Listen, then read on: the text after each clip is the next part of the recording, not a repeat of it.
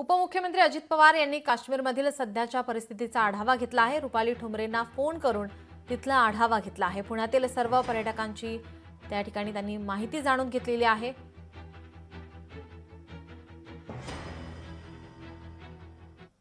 मला सुद्धा ते सगळं माहिती मिळालेली आहे। त्याच्यामध्ये आपला विमान आम्ही मोडली गोळचं पण माझं पूर्ण झालंय आणि ह्यांचं पण उमर अब्दुल्लाचं पण झालंय। तर त्या पद्धतीने आम्ही करतोय।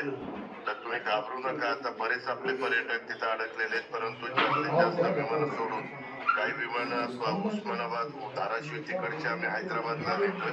त्यांना हैदराबादवरून सोयीचं आहे। बिराजदार तो ग्रुप अडकलेला आणि बाकीचे काही मुंबईत आणि काही पुण्यात असं आपण करतो। हो दादा हो हो नको काळजी करू नको। तिथं आता स्वतः अमित शहा जाऊन बसले तर मोदी साहेब काल रात्री आले आणि पूर्णपणे म्हणजे कंट्रोलमध्ये ते ठेवलेले, परंतु करू नाही ते घडले। पण तुम्हाला सुरक्षित आपापल्या घरी निश्चितपणे आणलं जाईल।